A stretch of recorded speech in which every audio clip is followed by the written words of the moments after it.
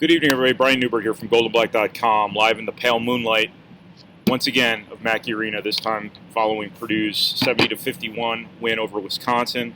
I know it's Friday night. I know you're probably out in the town, painting the town whatever color you paint the town. I know you probably have big Friday night plans. Weekend at Bernie's is probably coming on TBS here any minute now. You got stuff to do tonight.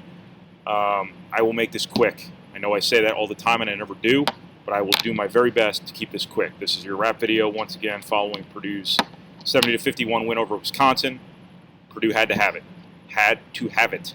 If Purdue is going to make the NCAA tournament, and it is probably team number 65 3/4 right now, if that, winning at home, non-negotiable. Purdue has got to defend its home court the rest of the way, find a way to get a couple wins on the road. It's not really shown it can do that to this point, but things can change. It's a good thing about the Big Ten this year. You can sit down, have a credible conversation about whether everyone's really good or no one's really good. Everybody's kind of the same, but everybody's got a good enough resume. Everybody looks good enough on paper to where you can beat teams on your home floor who you're probably a little bit better than, if not staring eye to eye with from a caliber perspective, and get a quad one win out of it. And that's exactly what Purdue did here tonight. Purdue is probably better than Wisconsin. If not, they're even. And in the Big Ten this year, lots of teams are even, and the home court is the decider, to quote the second Bush administration. Home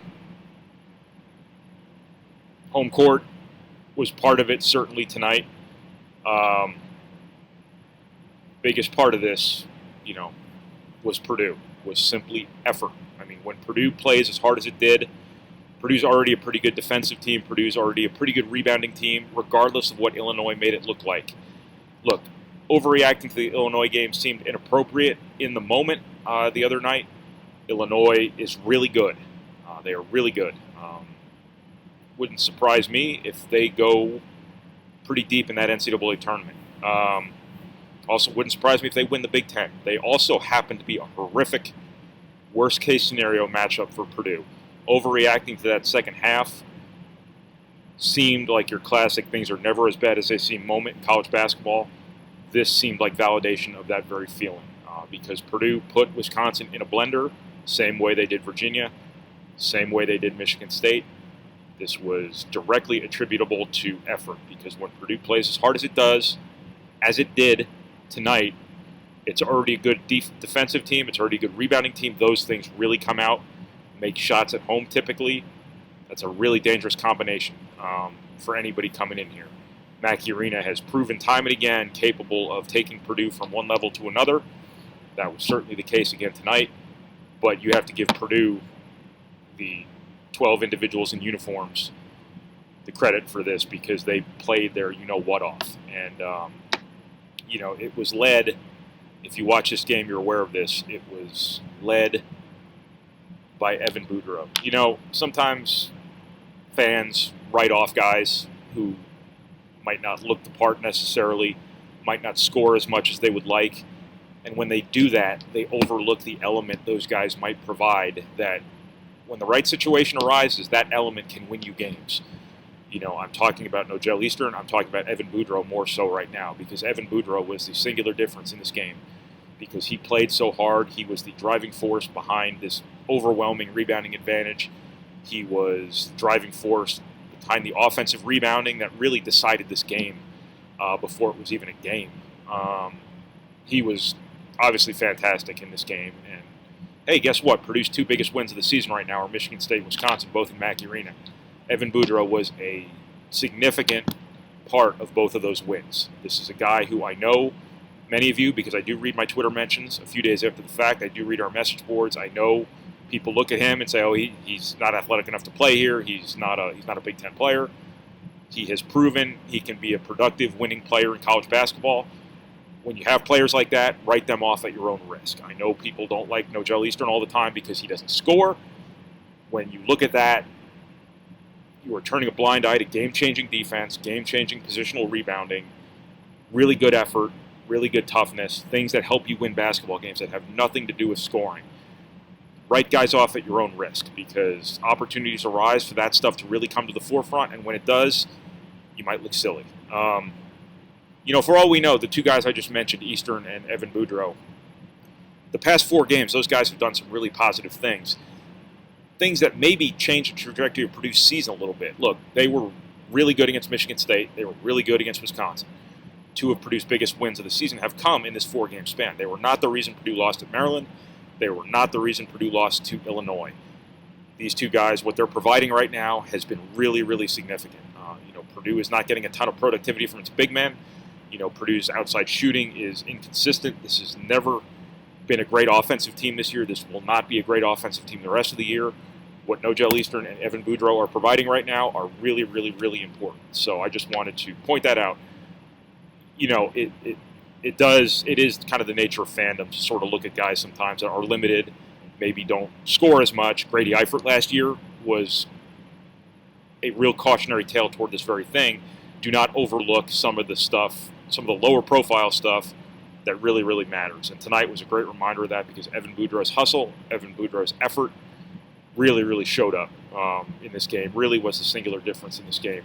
A lot of guys stood out in this game. Nojel Eastern defensively is playing at a really high level. His effort's been really good. Just really impacting games for the better. And yes, he is scoring too a little bit. So I guess that gives him value now. Isaiah Thompson, the scoring element he can give Purdue in the backcourt sometimes, really valuable for a team that otherwise lacks it. This is not a team with playmakers.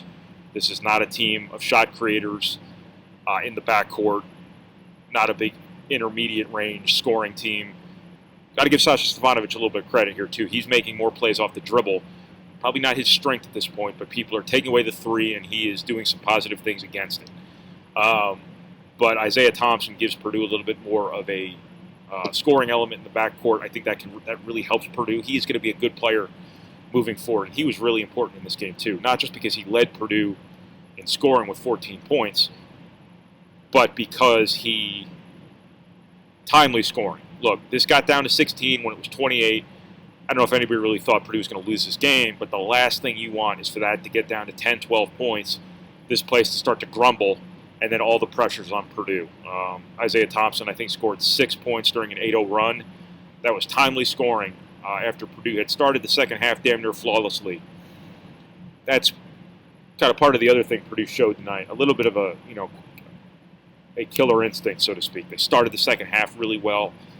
Once Wisconsin threatened a little bit thereafter, they stepped on them, for lack of a better term, too soon.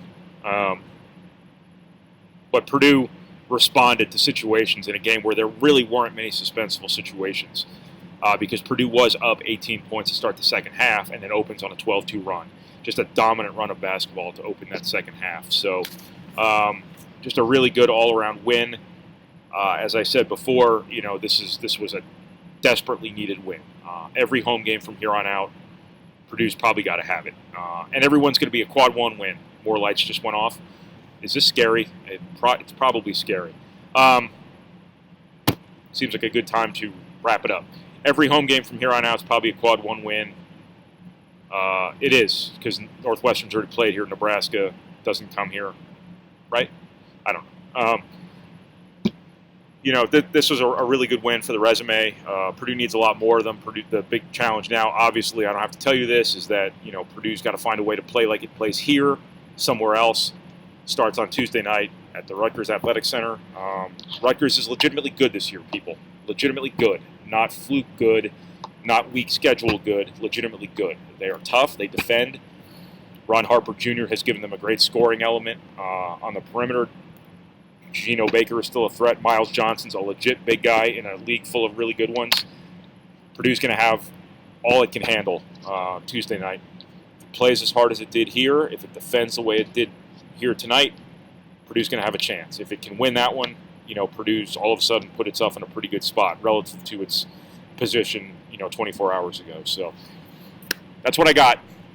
It's dark. It's scary. I know you have things you want to do here with your Friday night. Won't get into your personal business, but weekend at Bernie's is probably starting here in a couple minutes. So Thanks, everybody. I know Big Ten basketball is not really a Friday night thing. We have our TV overlord friends to thank for that. But as Donald Sutherland once said in Animal House, I'm not joking. This is my job, and this is, in fact, my job. Friday night, Monday night, Tuesday night, Sunday night, whatever. This is my job. So if you're one of the 5 people who probably watch this on Friday night, thank you so much for watching. Thank you so much for reading. Thank you so much for listening. And thank you for processing our materials, however it is you process our materials. It's Brian Neubert from goldenblack.com. Talk to you again Tuesday night from my natural habitat of New Jersey, from the Rutgers Athletic Center after Purdue takes on Rutgers. Thanks, everybody.